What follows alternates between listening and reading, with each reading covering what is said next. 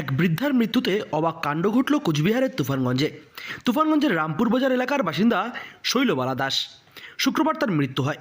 তবে সরকারি নথি অনুযায়ী তার বয়স হয়েছিল ১১৫ বছর।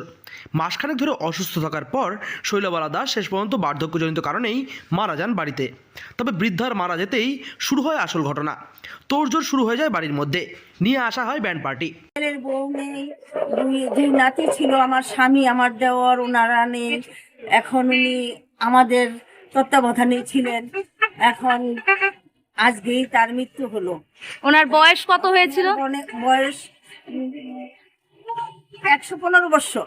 আচ্ছা। ১১৫ বছর হয়েছিল। উনি এমনি স্ট্রং ছিলেন, খুব ভালো ছিলেন। আজকে তার 2 দিন যাবৎ বিছানায় শয্যাশায়ী।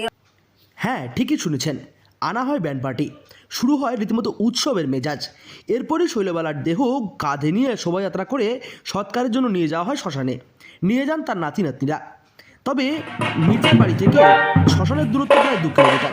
সেই 2 কিলোমিটার পথ রীতিমতো উৎসবের মেজাজে ঢাক ঢোল এবং ব্যান্ড পার্টি বাজিয়ে এই যাত্রা বন্ধ করা হয়। হরে কৃষ্ণ নাম এবং হরিনাম সংকীর্তন, এই সকল গান বাজানো হয় ব্যান্ড পার্টির মাধ্যমে। ওইভাবেই ছিল। আমরা যতটুকু করার আদর যত্ন, সেবা শুশ্রূষা করেছি। কিন্তু এখন আজই তার মৃত্যু হলো, গতকাল রাত্রে 3টার দিকে। আচ্ছা। তারই এই পাড়া প্রতিবেশী, তার আত্মীয় স্বজন, নাতি নাতকর যারা আছেন, সবাই মিলে আনন্দ করছে যে ঠাকুমার মৃত্যুতে আমরা সবাই আনন্দ করব।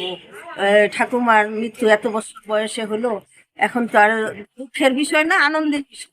তবে স্থানীয়দের বক্তব্য, শৈলবালা দাসের পরলোক গমনের এই স্মৃতি সকলেরই স্মরণে থাকবে। কোচবিহার থেকে সার্থক পণ্ডিতের রিপোর্ট, লোকাল 18 বাংলা।